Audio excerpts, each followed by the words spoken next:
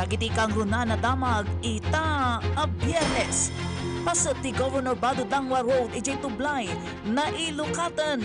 Panaganad dagiti motorista may balbalaag. Bagas ken financial assistance ti nasyonal a gobyerno may warwaras kadagiti umili iti Cordillera. 555 million pesos cash aid anay paay kadagiti umili iti Cagayan Valley manipod iti opisina ti presidente. Panakakamag ti talo nga individual nga agbarbarikada iti barangay Pakit Kasibu Nueva Vizcaya. Ilawlawag ti Kasibu MPS iti live interview. Nasurok 74 million pesos sa gata ti augmentation assistance ti DSWD. Naiwalas kadagiti 48 LGUs iti Region 1. Renewable energy iti Nueva Vizcaya ti may sa akumpanya. Posible ang makatulong iti supply ti kuryente. Simple ang panagbiyagan panangan iti nasustansya. Sekreto iti centenarian iti tabaaw kapangan. Ken iti pakasaritaan, Benigno Simeon Ninoy Aquino Jr. Pagsarmingan na kiti agtutubo iti moderno a demokrasya iti politika.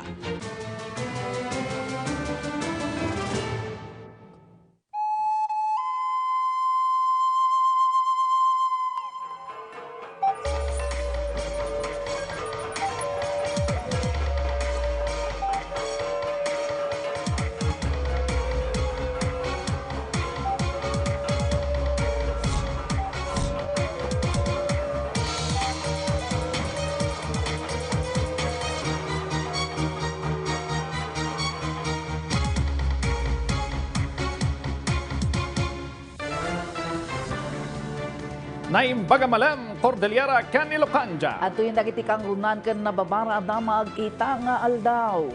Umuna ka dagiti kang runan at damag. Kalpasan, iti manunga aldaw a clearing operation na ilukaten para kadagiti residente ken bisita ti Governor Bado Dangwa Road iti paset ti Daklan Tublay Benguet.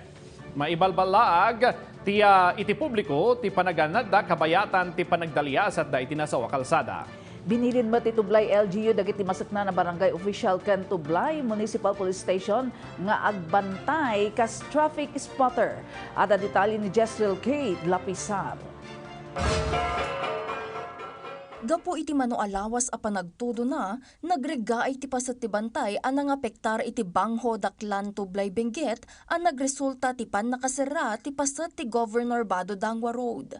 Dakkel ti epekto daytoy kadagiti residente. Gapo ta daytoy ti kangrunaan a kalsada nga araramatan da ang mangiturong kadagiti produkto da anateng iti merkado. Dagitoy kasapulan kat mabunbunag. Narigat mo't di ay dalan. At least tatang mag-intulok na dito yung kalsada, medyo at least mamidida mo, ije kami baba, karayan. Production dito nga kwakot, kailangan damot nga kwakuma, diretso ti lugan. Siyempre, marigatan damon nga agi kwati production da. So nga kahit ako mga may lukat, Dagos anang ipatungpal ti Department of Public Works and Highways Cordillera iti clearing operation. Idilaeng kalman, temporaryo ana ilukat ti kalsada kalpasan ana ipasigurado ana talgad daytoyen a pagnaan dagiti motorista. Hindi pwedeng sabay-sabay ang paakyat or pababa. They will pass one at a time. May pulis po tayong nakaman dito kasama ang barangay officials ng Daklan Tublay Benguet, and of course with the LGU of Tublay, andito po ang mayor natin dito, and kasama po yung BFP natin sa pagman dito kasi kailangan po talaga ang spotter, no? Hindi pwedeng may papaguyong pulis natin na walang spotter. Namnamaan mo ti lokal a gobyerno ti Tublay ang marehabilitate ti lugar tapno maliklikan dagiti kapada nga insidente. Hindi lang ngayon na nangyari yan kasi may time noon previous years na nag-slide din yan, na-close. Pero ngayon medyo mas malaki kaya mas mahaba yung closure. Ang suggestion namin baka pwedeng i-shotcrete na lang. Shotcrete na lang. Bago ibalik yung net para medyo safe. Inkariti DPWH Cordillera ang maipatungpal ti restoration kan panakaisimpati curtain netting iti lugar, kalpasan ang maipaay kadakwada ti pondo ang maaramat para iti daytoy. Yung mga materyales kasi na kailangan natin is manggagaling pa ng Japan kasi Japan technology po yung ginagamit natin for the project. Kaya nakiko-coordinate po kami kung kayang i-fast track kasi kailangan pa pong i-manufacture dun sa kanilang planta sa Japan. At chinecheck po nila if may availability ng mga required na materyales para mas ma-expedite po natin yung restoration works dito sa ating project site. Jezreel Kate Lapizar para iti Pagilian. Nagduduma kalsada iti Benguet ang nadadaal ga po iti bagyo ken habagat. Sinukimat ni DPWH Secretary Vince Dizon. Daytoy ti detalye. Nagturong ti opisyal iti Benguet Nueva Vizcaya Road iti paset ti Bacala Trinidad Benguet. Binilin na ti DPWH apapartaken dati plano iti panakaaramid ti kalsada iti kabiitan agundaway. Nasken ang maipatakder tinatibker ken baro a kalsada iti nasawa lugar. Puntirya ang mailepas ti patrabaho iti 10 a bulan. So ngayon talagang gagamit na tayo ng talagang matibay na slope protection.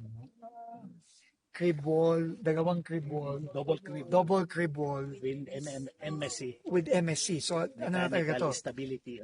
O talagang matibay na to. Kasi kung di natin titibayan, uurit ka ng uurit to. Binisita na mudla ang tirak netting iti nasawa kalsada. Nakita dati saan anasayat apan nakaipauneg ti metal angkor iti daga. A posible analaka madadaal iti kanito ti panagregaay. Papacheck ko yung standards nitong ginawang rock netting dito. Kasi parang ang dali niyang hugutin. No, so papacheck natin to. So I'm going to send a team to check the installation. Hindi dapat kasi hindi naman ang dapat pwedeng hugutin ng kamay. So papacheck natin. Kalpasan na nagturong iti Governor Bado Dangwa Road iti Daklan Tublay Benguet anang sukimat iti curtain netting na isingasing ti 30 million pesos a pondo para iti panakasukat ti curtain net. Nga ipatungpal ti mapagpiaran a kontratista. Inlawlawag ti opisyal a nausar iti umno apanggap ti curtain net. Kinonsulta ulit natin yung mga Japanese partners na nag-design at gumawa nito, and they will correct the nakitang mga issues para mapatibay palalo ito. No? Tingin ko mukhang nga nangyari, hindi nila in-anticipate, hindi nila in-expect na ganito ka laki yung volume ng tubig, lupa at saka ng bato. Kabayatan na sinukimat na mutla ang ti proyekto ti DPWH iti Bulo Creek iti La Trinidad di Strawberry Field. Imunan anadlaw dagiti masaknan asan makasusup iti danom tinaaramid a siphon tunnel a makatulong kuma tapno maliklikan ti panakalayos ti Strawberry Field. Third, magpapadaga tayo ng mobile pumps dito starting September. No, pag dumating yung mga mobile pumps natin sa DPWH, magpapadaga tayo dito. And fourth, gagawa tayo ng floodgates dito. Ito nakikita niyo. Ang problema kasi dito, kapag tumaas na to na puno, papasok na yung tubig papunta sa mga NIA canals natin. Manarimaan ti panakaiwaras ti rice ken financial assistance iti Rehiyon Cordillera manipod iti national gobyerno baban iti local government support funds financial assistance to local government units ken bawat barangay makikinabang program. AJ Mountain Province 145 a benepisyaryo manipod barangay Alab Bontok tinakaawat iti sag 25 kilos sa bagas para iti maikadwa a batch ti rice distribution. Nakaawat matlaang itang aldaw ti barangay Baliliken Gonogon iti Kapada munisipyo iti serbisyo. Iti sidong ti Kapada a programa na surok 7,000 a pamilya iti Kibungan Benguet ti naipaayan iti bagas.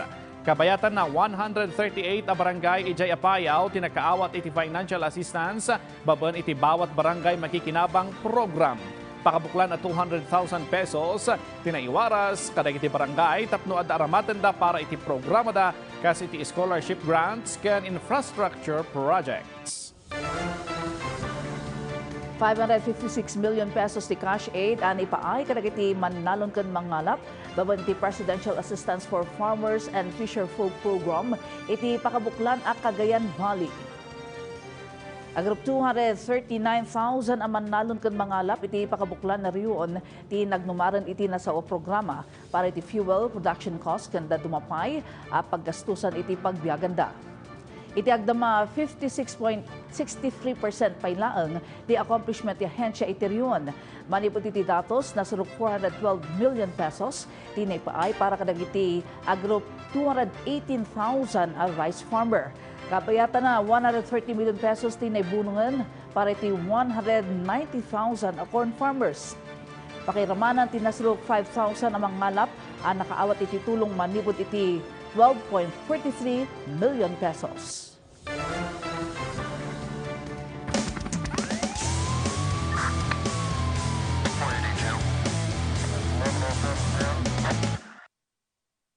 Nasurok kagad 2 milyon a pisos agatad ti illegal a droga ti naduktalan ti PIDEA Region 2 ijay apari Cagayan anang itunda iti panakakamag ti maysa nga individual.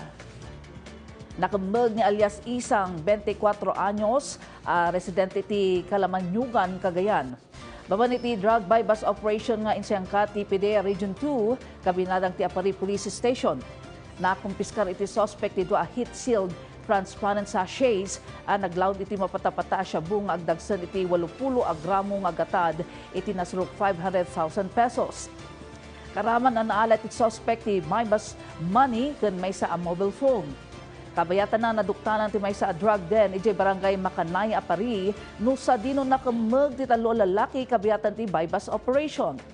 Maysa a 42 anyos a residente met lang iti lugar ken 29 anyos a residente iti barangay San Antonio ken ti 40 anyos a residente iti barangay Sentro. Naala ti inem a heat sealed transparent plastic sachets naglaud iti mapatapata siya bunga gatad iti nasruk 90,000 pesos iti ikot dagiti suspect. Sumangaw dagiti suspect iti kaso panaglapsing iti Comprehensive Dangerous Act of 2002. Then we will face them head-on sa law enforcement naman. This is a warning for them. Either shape up or you face the PIDEA or the PNP pagdating ng mga panahon na yan. Pero yun nga, kailangan ang bottom line dyan, ang ating triggering factor dyan is the establishment of the balisilangan.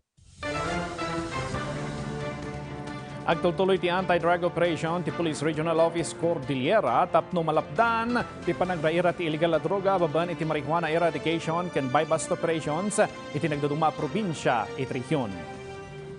Ijay Kalinga dumanon iti 43.2 million pesos agatad dagiti mula marijuana ti dinadael ti Procar iti barangay Lakong Tinglayan. Nadiscovery dagitoy iti dua plantasyon ang nakaimulaan dagiti 156,000 fully grown marijuana nakaibilangan ti 100 grams ti dried marijuana leaves. Kabayatan na nakumpiskar ti nasurok 3.4 million agatad ti illegal na droga ken naarestar ti maysa a drug personality iti nagsinang operasyon ti Procar ijay Kalinga ken iti Baguio City. 17,000 fully grown marijuana plants nga agatad iti 3.4 million pesos tinadiscover ken napuuran iti dua plantasyon ijay barangay Ngibat, Tinglayan. May samet 21 anyos alalaki nga street level individual tinarestar iti syudad ti Baguio baban iti bypass operation iti barangay Bakakeng Central kalpasan amata panagilako iti mapapati a shabu nga dagsen iti 0.2 grams nga gatad iti nasrok 1,000 kadagiti otoridad.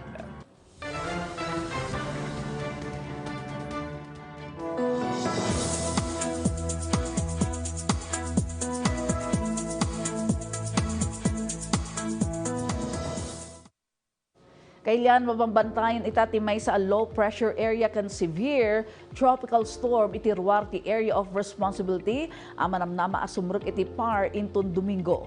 Kanayunan nga update iti sasaaden ti panawon ipaay ni weather specialist Kathleen Labangco ti Pag-asa Baguio Synoptic Station.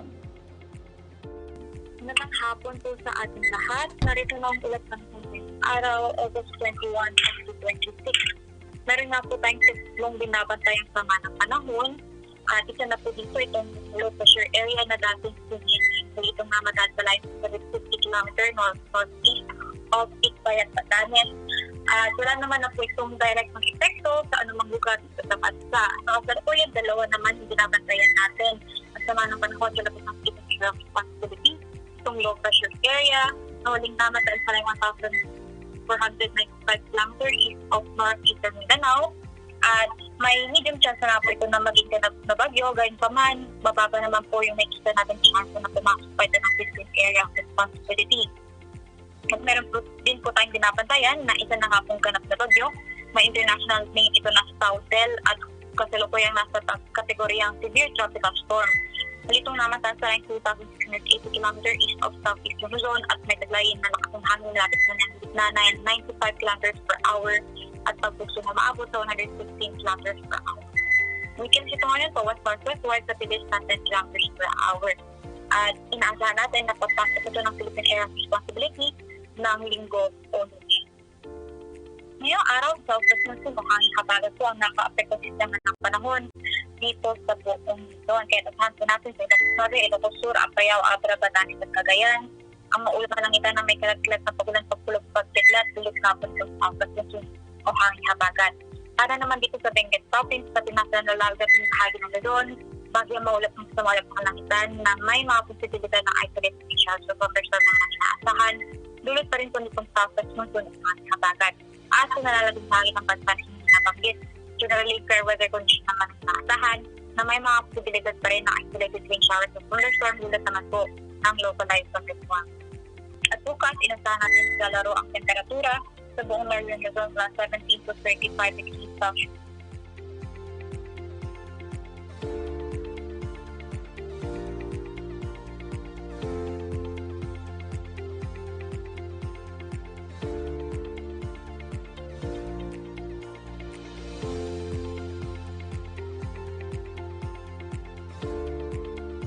Lulubog ang haring araw mamaya 6:19 ng hapon at sisikat bukas ng 5:43 ng madaling araw. Muli ito po si Kat Labangco, ang inyong kaantabay at tagapanayam. Ukol at panahon mula sa DRC taga sa Baguio. Maraming salamat po.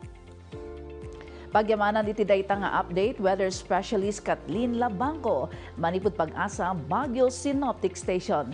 Kanayon nga updated iti sasaan ti panahon ken agsagana para iti anyaman nga emerhensya. Natalged ti kanayon ang nakasagana. Ngayong hapon, makakasama natin ang hepe ng Kasibu Municipal Police Station, Police Captain Lloyd Guillermo, para alamin din natin ang kanilang panig hinggil pa rin sa isyu ng planong pagmimina sa naturang bayan kung saan nahuli ang 3 residente na nagbabarikada sa Barangay Paket sa Kasibu, Nueva Vizcaya. Sir, magandang hapon po. Si Breves po ito, sir. Una po sa lahat, bigyan po ninyo kami ng background kung bakit po nagbabarikada ang mga residente sa may Barangay Paket at kailan nila ito sinimulan, sir? Sir, magandang hapon po, sir. Bali, nag-umpisa to, sir, ng buwan po ng Mayo, ngayong taon din po to. At yun nga po sinasabi ng mga dahilan po, ay ayaw po nila ng minahin yung lupa po nila, yung bundukin po nila, dahil doon po sila, ayun po yung pinagkakakitaan nila, doon po sila nagtatrabaho.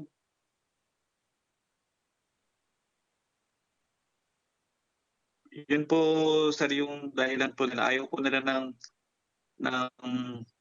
mamina. At yung meron po kasi ongoing po na exploration doon dati ng mining company po, sir.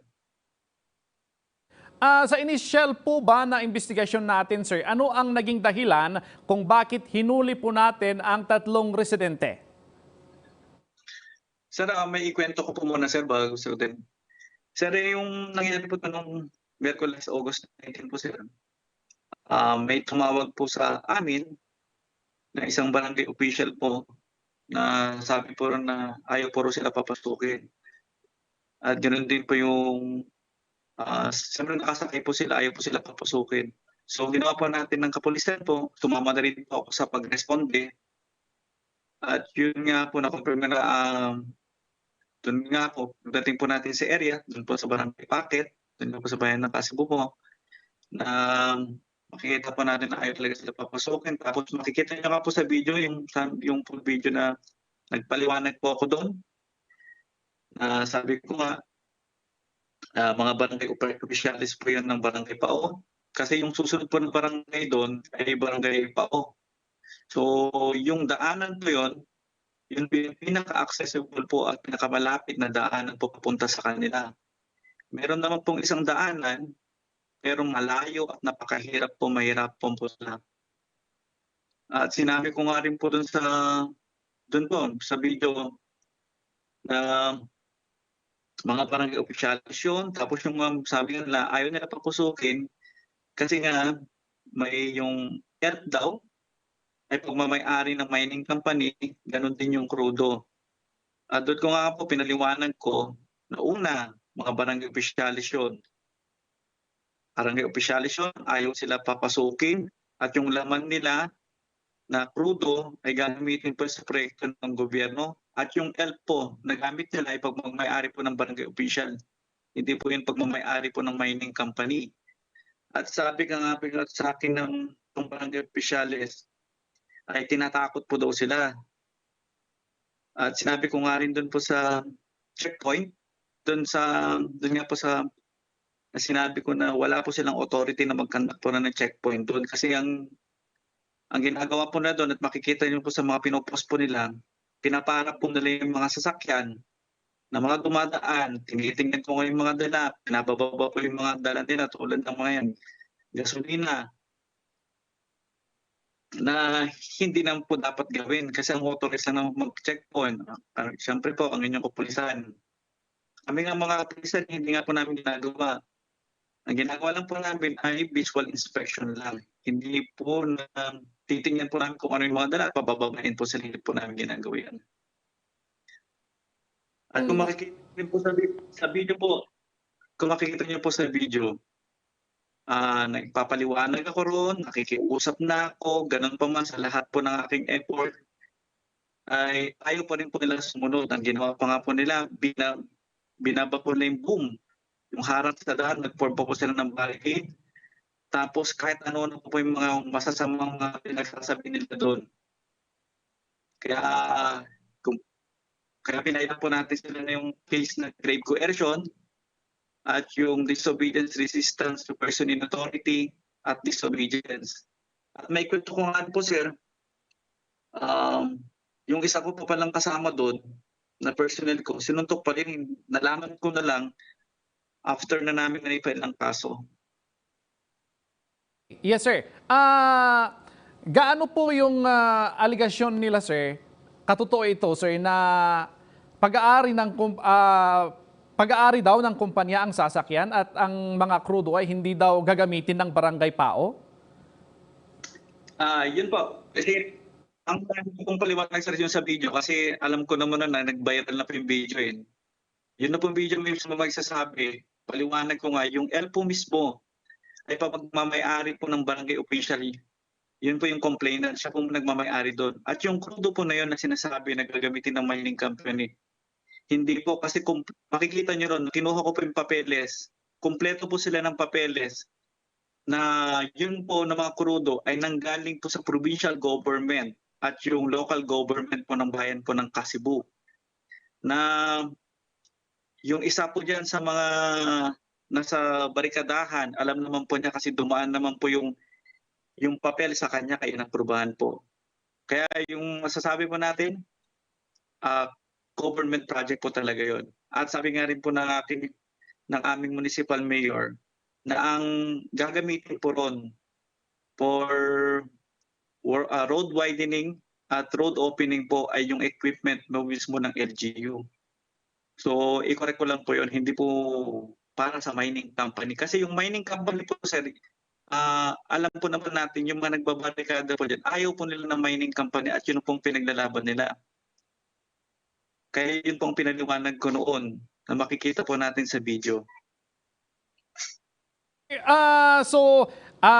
Batay sa nailahad po ninyo, talagang kasi ang allegation po nila is may nalabag daw na karapatang pantao. So walang nalabag na karapatang pantao nung nahuli natin yung tatlong individual, sir? Wala po tayong nalabag na karapatan ng pantao. Kasi po, sir, ang mga kapulisan po natin, meron po kaming sinusunod na procedure. At yung sa libro po namin ng procedure, unang-una pong nakalagay po doon, sir, ay respect for human rights. Yun po. At yung mga procedure pa pong iba ron, katulad ng pagkahuli po natin, nasa proseso po lahat yun. Kaya nga po, kung makikita nyo sa mga video, pinunta po namin sila sinabihan po ng karapatan nila, katulad po ng karapatan na ipunta po namin sa ng medical kasi karapatan nila yun. Yung mga abogado po nila, pati mga pare, barangay officials, mga kamag-anak, nandun po rin pumunta sa station kasi karapatan po ng mga nahuli po natin. So wala po tayong nalabag na karapatan po ng mga hinuli po natin. Okay, sir. So, panghuling katanungan po mula sa akin, sir. Kaya pagkatapos po ninyong nahuli yung mga individual na yon, yung tatlo, nakapagpiyansa po sila. So, ano na po ang kaso or ano na po ang stage ng kaso na isinampa natin sa kanila, sir? Sir, bali yung araw din po nun, sir, pinay po natin yung kaso through inquest proceeding po sa provincial prosecutor dito po sa bayan ng Bayumbong. At nakapagpiyansa din po kagad sila dito sa court po ng Bayumbong. So, ang topic po sa piskalya yung kaso. Magandang hapon po, sir. Si Ala Sungduan po ito.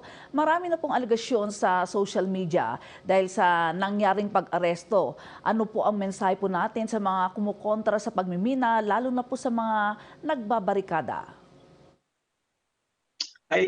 Yes po, ma'am. Panawagan ko lang po, hindi lang po sa mapa-pro-mining ka man, mapa-mining ka man. Respetuhin po natin yung batas. Sundin po natin yung batas, dumaan po tayo sa tamang proseso, sa legal na pamamaraan, at gawin po natin daan po natin sa mapayapa at sabi ko sa legal na pamamaraan. Huwag po natin idaan to sa pagharang ng kung ano-ano po dyan sa publikong daanan. Kasi kailangan po naman natin ito na katulad niyan, sabi ko, pwede naman natin daanin sa dialogue. Kung meron po silang mga concern, mga issues and concern po, environment, andyan naman po yung DNR, andyan po yung local government unit ng Kasibu, at kung ano-ano pa, kung hindi pa rin po talaga kaya, meron naman po tayong court, at doon na po i-address po yung concern nila. Sir, maaari po bang bigyang linaw nyo kung ano po talaga yung papel na ginagampanan ng pulisya sa naturang issue dahil ang alegasyon nila ay pro-mining daw ang pulisya. Ano po ang mensahe po natin sa kanila? Yan nga po, napapanood ko nga rin po yan at nababasa sa social media. Tandaan po natin po na ang kanyang kapulisan ay nasa gitna lang po, neutral lang po. Wala po kami pinapanigan, wala po kami pinapanigan dahil lang pulis, trabaho lang pulis po. Ayan nga po yung peace and order and public safety. Makasigurado ang karapatan at kasiguraduhan o security ng bawat isa. At siguraduhin na yung, sabi ko nga kanina, di ba may procedure po kami, respect human rights. Yan po yung number 1 po sa amin. Sir, ano pa po yung mga hakbang na ginagawa natin upang mapanatili ang kaayusan po sa naturang lugar, lalo na po sa area kung saan nagbabarikada ang mga residente? Yes po, ma'am. Bali, magbigay lang po ako ng konting view po, ma'am, sa lugar po ng Kasibu. Ang Kasibu po ay napakalawak. May 30 barangay yan at ang kapulisan po natin ay kokonti. So, ang ginawa ko ng ating sa ating provincial headquarters, nagdagdag po sila ng kapulisan po natin para mas mapasigurado yung seguridad po sa ating lugar ng Kasibu. At yun nga po, para masigurado, kasali na rin po yung mga lugar na katulad yung Packet. 3 po kasi yung may barricade po, sir, ma'am. Yung po yung barangay Packet, Tatarawan at Kakidugen. So yung tatlong barangay na lahat yun, doon sila nagbabarikada. At yan lahat po ay pinapatrolan din ng ating kapulisan para makasigurado yung lahat ay makakadaan. Wala pong mababiolate na karapatan ng bawat isa. Mapapro-mining ka man o mapama-anti-mining ka man. At meron naman po nakikipag-dialogue din naman po tayo sa local government unit para mapasigurado yung mapapayapa na usapan. Sir, panghuli na lamang po yung mensahe po natin sa mga anti at pro-mining sa naturang lugar para sa kaayusan ng lahat. Opo ma'am, panawagan ko lang po, sabi ko po kanina, mas maganda po sundin po natin kung ano po yung nasasaad sa batas. Isipin po natin na mayroong tamang proseso o legal na pamamaraan. Kasi ang bawat isa naman, kung may concern, katulad po sila, mapa-anti-mining siya, may concern. So meron yung tamang agency para mag-address po ng problema. Sabi ko kanina, kung yung mga anti-mining, meron ang concern po is environment, diretso po sila sa DNR. Kung hindi pa rin kaya o kung ano naman, dumiretso na po sila sa korte. Maraming salamat po, Police Captain Lloyd Guillermo, sa oras na inyong inilaan sa PTV Cordillera. Padaanan! Nasurok 74 million pesos sa gatati augmentation assistance si DSWD. Naiwaras kada iti 48 ay LGUs iti Region 1. Ken renewable energy iti Nueva Vizcaya ti may sa akumpanya. Posible ang makatulong iti supply ti kuryente. Dagita kanda dumapay adamag, kalpasan dagitoy. Ngayong Biyernes, nais mo bang mapabilang sa mga kapulisang naglilingkod sa mamamayan ng Cordillera? Alamin sa aming talakayan ang tungkol sa recruitment process para rito. Sa ibang usapin, ano kaya ang aksyon ng pulisya para sa dumaraming bilang ng mga krimen na kinasasangkutan ng mga kabataan? Bukod dyan, matunog na usapin hinggil sa illegal gambling dens. Paano kaya nila tinututukan? Huwag palampasin ang aming talakayan tungkol sa pagpuksa ng mga krimen sa rehiyon. Police Regional Office, Cordillera. Sa issue at serbisyo.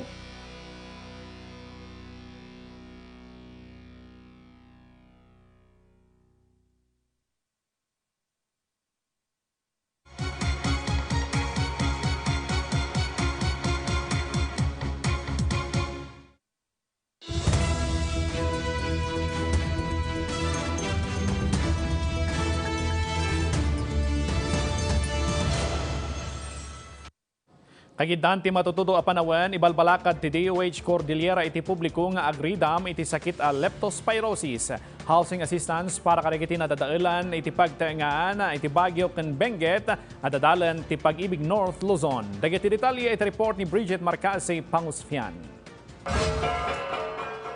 Ibalbalakad ti Department of Health Cordillera ng runa kadagiti Manalon iti rehiyon iti panaggaramat da iti botas kagiddan iti matudtudo a panawen tapno makaliklik iti sakit a leptospirosis. Sigun iti Regional Epidemiology and Surveillance Unit ti DOH Cordillera, saan lang nga kadagiti Manalon di balakad ngem kaadwan nga mina kaso a nailista iti nasa o sakit ket kadagiti Manalon. Manipod January 4 aging August 1 na 2026, 123 akaso ti leptospirosis tinailista kinwalo kadagitoy ti pimusaya. Adalan ti Pag-ibig North Luzon, Baguio ken Benguet LGU ti addang no kasano ang makaipaay iti pag-ibig iti assistance kadagiti umili a nadadailan iti pagtaengan gapo iti panagragaay nga intunda ti matudtudo a panawen.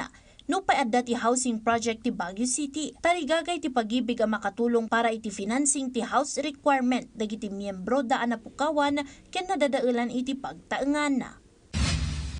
Nasurok 175,000 tinuurnong dagiti musicians Manipod Cordillera iti impatong palda a benefit concert para kadagiti pamilya a naapektaran iti panagragaay iti daga iti Baguio ken Benguet, partikular kadagiti pamilya a biktima ti panagragaay ijay gisad surong ken Silan La Trinidad.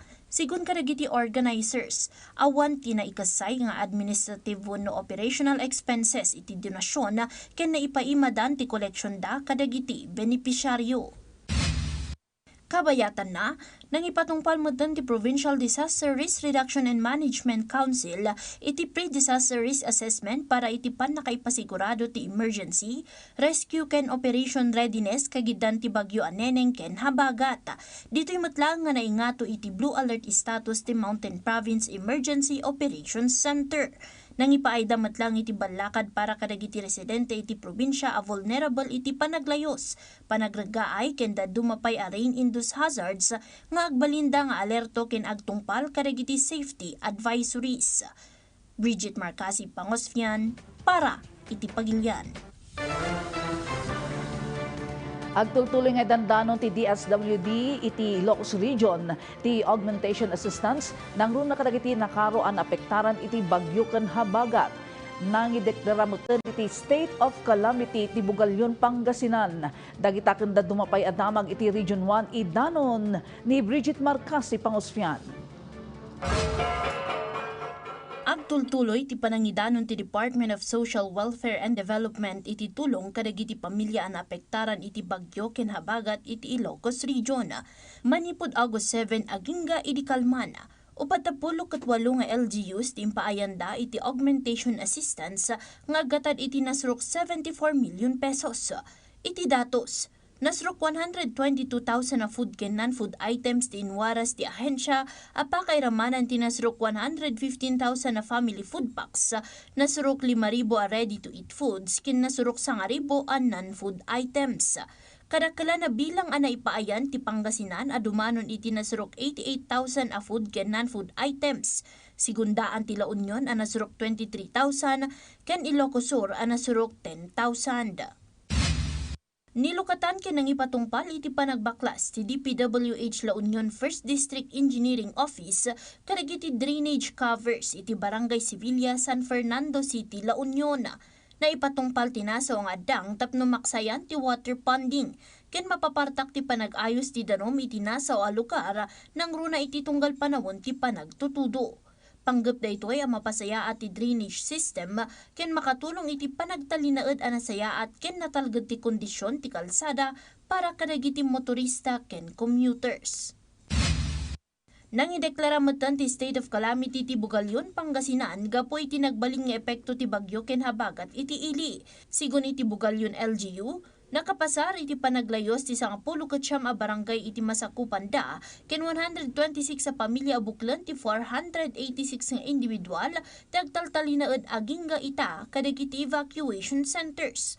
No pay awan ti dakkel danyos a naidista, 80% kadagiti residente ti naapektaran. Iti report ti municipal agriculturist, nasruk 2.8 million ti nailista a danyos ken pukaw iti agrikultura ken fisheries.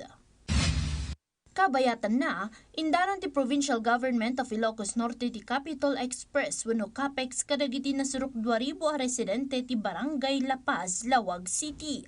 Ti CAPEX ket pan nakaidanon dagiti kang runaan na serbisyo ken assistance ti Provincial Government iti komunidad kas iti libre a konsultasyon iti salun at ken agas, oportunidad iti trabaho, titling iti lote, vaccination ken panakaipaay iti bitamina kadagiti dingwen ken dadumapay.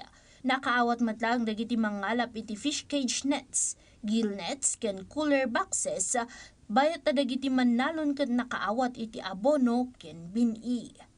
Bridget Marcasi Pangosfian para iti Pagilian. Alalukoyon ti gobernador ti probinsya ti Nueva Vizcaya ti Maysa Corporation mangilako iti mapataod da kuryente babaan kadagiti mini hydroelectric projects da tapno matulungan ti Novelco amang supply iti kuryente. Daytaken da dumapay damag iti region to isang bahay ni Dayan, Monica Tukay.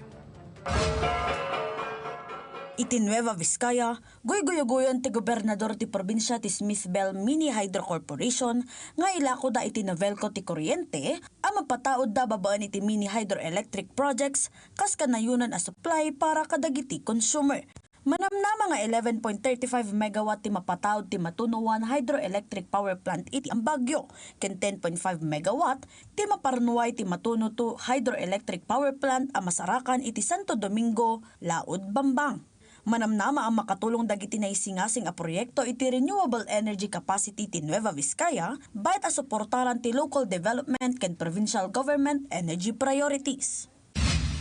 Kabayatan na, 500 million pesos ti pondo nga inlatang ti Oceana Gold Philippines, ang may bunong para iti nagduduma a Community ken Provincial Development Fund iti pakabuklan a probinsya. 102 a barangay ti nakaawat ti 3 million pesos, manipod iti Provincial Development Fund a nasurok 216 million pesos. Tinabatbati a pondo a nasurok 306 million pesos ket naipaay para iti Solar Electrification Initiative, padanom ti umili program, free wifi ti umili ken dumapay. Ti allocation ti CDF ket may basar kadagiti kondisyon iti sidong ti Financial and Technical Assistance Agreement nga inted ti nasyonal a gobyerno iti Oceana Gold iti 2021. Agtalinaed nga epektibo ti katulagan agingga iti 2044.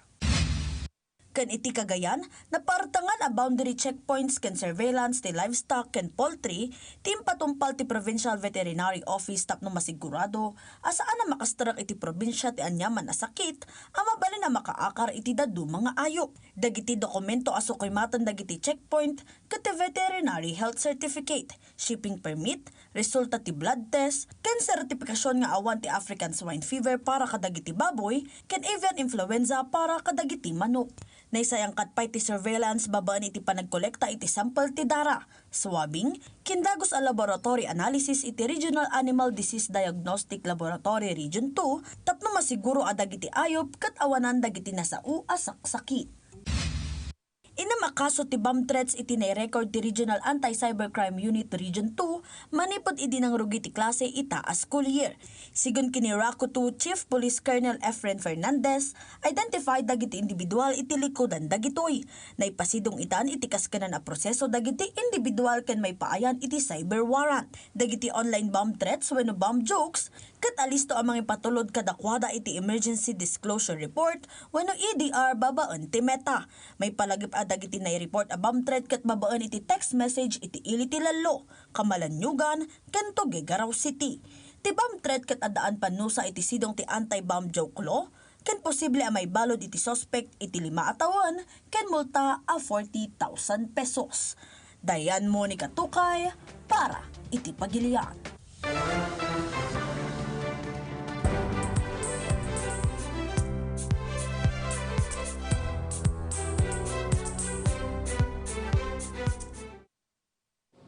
Nangipatungpal ti Philippine Military Academy iti tree planting activity apaset ti selebrasyon ti maikasang agasot 28 nga anibersaryo ti akademiya. Sangaribo a pine seedlings tinaimula iti PMA Army Detachment a Masarakan iti boundary ti Tuba, Benguet. Napili ti site apakaimulaan dagitoy ka suporta para iti Master Development Plan ti akademiya a pasayaatan ti lugar a naapektaran iti uram iti April 2024.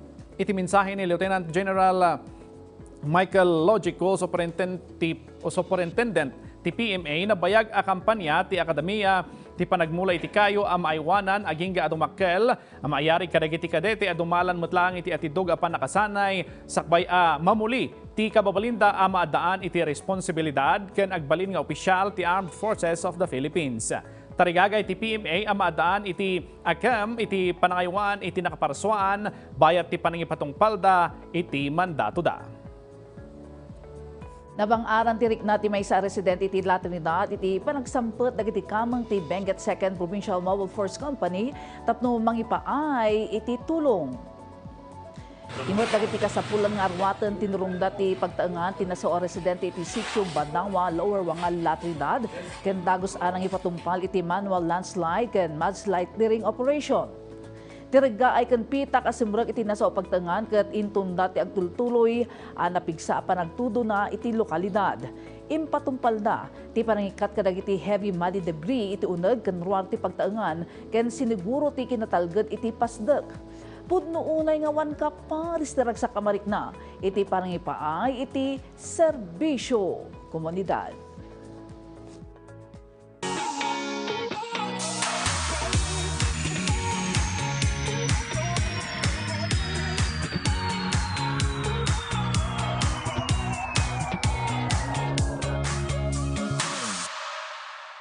Si papanakil nga imparang ti grupo ti Cordillera ti napintas. Kan isang sangayan na kultura iti Rion Cordillera, iti dakkel nga aktibidad anaangay iti Winnipeg, Canada. Daytoy ti report.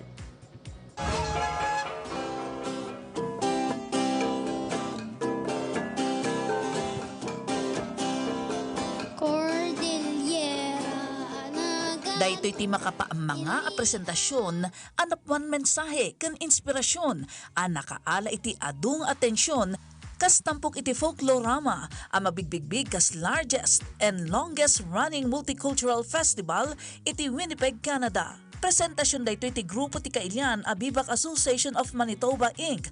ang napuluan ti Ilimi. Madaydayaw, nanagan mo, Apo Kabunyan. Ipaay mo kuma ng bigas, proteksyon, sirib, panagpakumbaba, kapya, yagasat, isnananak. Produksyon ang magipakpakita iti kinapintas ti Cordillera kanti may pampanakal a kultura daytoy. Nagsentro iti love story iti may sa babae ken lalaki no sa dino ti lalaki ket nagturong iti Canada para iti nasaysayat ang masakbayan para iti imbati na nga ay ayatan na. Ditoy impakita dadag iti karit no kasano ti mayadayo iti patpatgan iti biag kas iti iliw amarik na iti maysa ket maysa ngam iti maudi ket nagkinita damot laeng. Tampok iti presentasyon ti blending iti creative ethnic choreography, traditional cultural dances, ken indigenous songs, a popular ken original a komposisyon. Dakkel ti partisipasyon ditoy dagiti ubing ken agtutubo iti presentasyon da iti Mabuhay Pavilion asagot ti The Philippine-Canadian Century of Manitoba ngay datuluan ti Cordilleran a presidente ani Virgie Gayot. Daytoy a presentasyon panggap iti ayat namnama sakripisyo ken pagtaengan ket nakaalamot iti atensyon manipot kini Philippine Honorary Consul Ronaldo Opina iti Winnipeg, Manitoba. Very similar ang story sa mga kababayan natin. Pati ako, napaka-ana lang ako to sa pagpanood ko. Kastamot tinarik na dagiti dadumapay ang nakabuya. It was incredible production value. It told a beautiful story, and it might be my favorite that I've been to this folklorama. Sigun kini Bivak President Cesar Cadag, naingat tinagbalin a panagsanay da sakbay ti presentasyon. This is our second time to join the Mabuhay Pavilion of the PCCM or the Philippine-Canadian Center of Manitoba. We played 6 shows altogether, 3 on Sundays and 3 on a Monday, and it starts usually at 6 o'clock p.m.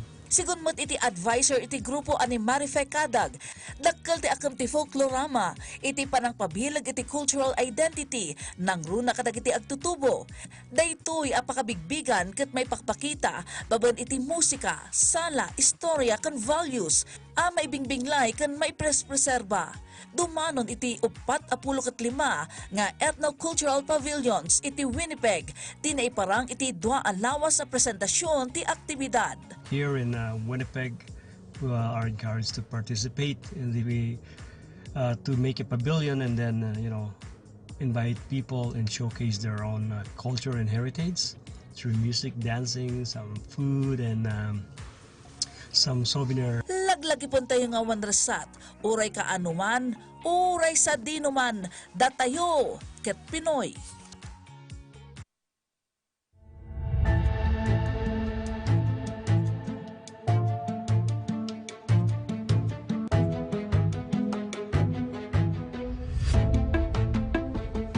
Iti pakasaritan ti Pilipinas ti makdar ti maysa a politiko anang irupir iti ammuna a pagsayaatan ti bukod na apagilyan. Ita nga aldaw laglagipen ti kaaduan na Pilipino ti imbati a pakasaritaan daytoy a senador iti Pilipinas. Amuen tayo iti daytoy a parang. Maibilang a kapatgan na rupa iti politika ti Pilipinas iti dekada 60 aging 80. Nalaing nga agbitla ken napinget iti anyaman a debate iti politika ken ekonomiya. Wala na ikang communication doon. Sarado na ikang ganon yung mga airport. Ako ikang ganon babalik, alam ko, masakit ang aking pupuntahan. Ang hihingi ko lamang sa inyo ikang ganon. Kung merong mangyayari sa amin sa Catanduanes, ay huwag sana niyong kalimutan ang aming dugong tutulo, sapagkat ang dugo naming tutulo ay ihahandog namin sa bayan, ihahandog namin sa demokrasya ng Pilipinas. Nayanak ijay Concepcion Tarlac, ken idiagtawon iti 17. Nagbalin ang kaubingan, awar correspondent ijay Korea, nang itunda iti panang padayaw ni President Elpidio Quirino ken Kuana. Naasideg ken ni Ramon Magsaysay, isot gapo na ang nagbalin nga emisaryo ni President Magsaysay, tapno makipatang ken ni Luis Tarok, adadaulo ti Huk Balahap, anang itunda iti isusuko ti kaadwan ag grupo. Gapo iti baligi na napadayawan iti Philippine Legion of Honor nga daan katukad a ranggo kas commander iti October 14, 1954. Kaubingan a mayor ti Pilipinas iti kapanawinan na iti tawen na 23. Ijay Concepcion Tarlac, tawen 1955. Nupay napadisi kaputasan na maitunos iti tawen na. Nagbalin a Vice Governor iti tawen na a 27, ken nagbalin a Gobernador kalpasan a nagresign tin nabutusan a Gobernador iti 1961. Nailaylayon kalpasan ang nangabak iti 1963. Nagbalin as Secretary General tin Nationalista Party iti 1966. Sana mailibak iti pakasaritaan ang nagbalin ang napinget a kabalubal ti Marcos Senior Administration iti politika iti dekada 60 aging 80. Nabutusan as senador iti 1967. I ran for the Senate and I was a member of the minority party in the Senate. I was to seek the presidential nomination in 73. However, that was aborted. Dimalan iti ado akarit iti tay akti politika. Naibalod iti 7 atawen ken 7 a bulan aging gaan napalubusan a nagpaagas ijay Amerika. Ijay nagbitla para iti demokrasya. And because I knew early on, and I discovered that there is a God who is just.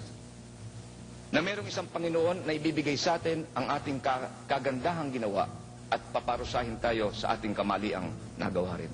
Nagsubli iti Pilipinas iti August 21, 1983. Babaan iti eroplano, binantayan tinasurok sa nga ribu a soldado.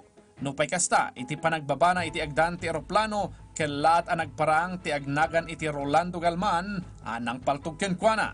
My feeling is we all have to die sometime. Now, if it's my fate to die by an assassin's bullet, so be it. But I cannot be petrified by inaction or fear of assassination and therefore stay in a corner. I have to suffer with my people. I have to lead them. Dagos nga inimbestigaran ni Justice Corazon Agrava tinasawa krimen. 25 military men ti suspect ken may sa sibilyan. Ngamuwi na suwas ti Sandigan Bayan ti kaso kontra katakwada iti December 2, 1985. Naipatungpalmanan ti investigasyon iti presidente ti asawa na ani Corazon Aquino. Na-convict ti 16 a soldado iti 1990. Baban iti Sandigan Bayan iti life imprisonment. Iti panaglabas ti tawen, nawayawayaan dagiti daduma. Ti kaudyan kat iti March 2009. Ti wayawaya kat mayarig iti danum, mapulatan man ti pagayusan na sa pulo na latta ti dalan tapno sukisuken na ti tunggal abot a pagdalyasatan a makaakal iti nakaipupukan na. Dayta ti kayarigan ti biag daydi Senador Benigno Simeon Ninoy Aquino Jr.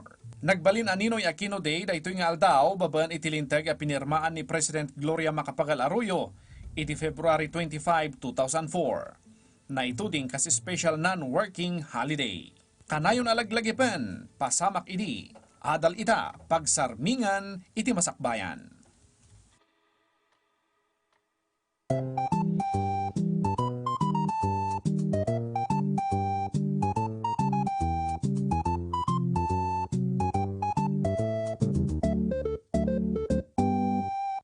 Kakailan ti word of the day ta ita balakad.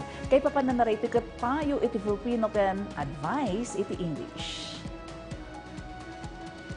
Bago tayo magpalang partner Ala, may magandang staycation offer para sa mga nagplaplanong mag-Baguio City. Tingnan ang session stay-in located sa 4th floor A YK Building sa Lower Session Road, Baguio City.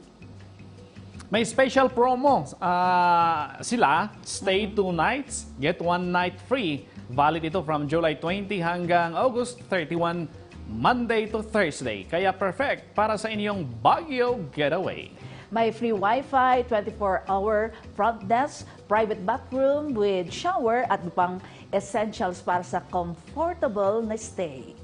Kaya kung gusto ninyong mag-stay a little longer, mag-message na sa session stay in para sa inyong preferred dates at bookings. Tawagan ang mga numero na makikita sa screen o hanapin ang Session Stay In sa Facebook at TikTok. At dahil nasa Session Road na, mas madali ring ma-enjoy ang Baguio. Kailian, padaanan ti panakaipatangatang ti programa nga issue at serbisyo. Makadwa tayo itaamalem, dagiti panakabagiti Police Regional Office Cordillera, amang talantan kadagiti agdama nga issue kan programa, may panggap iti beneg ti kapulisan. Sumaruno adagos dayta, impunto alas 5 itaamalem. Dayta ti pakabuklan dagiti kang runana damag itang aldaw siyak ni Breves Bulsaw. Indan mi kadakay dagiti nababara kompleto kan napapatag nga informasyon siyak ni Ala Sungduan. I-like, i-follow, kanag-subscribe iti social media platforms ti PTV Cordillera iti Facebook, TikTok, Instagram, X, YouTube, aging gamanen intun Lunes. Padaanan Lunes aging gat Biyernes agrugi tilas 4 ti malem. Para iti no husto kon alis to at damag. Dakabi ti mapagpiaran. Daytoy ti Kang Runana Damag.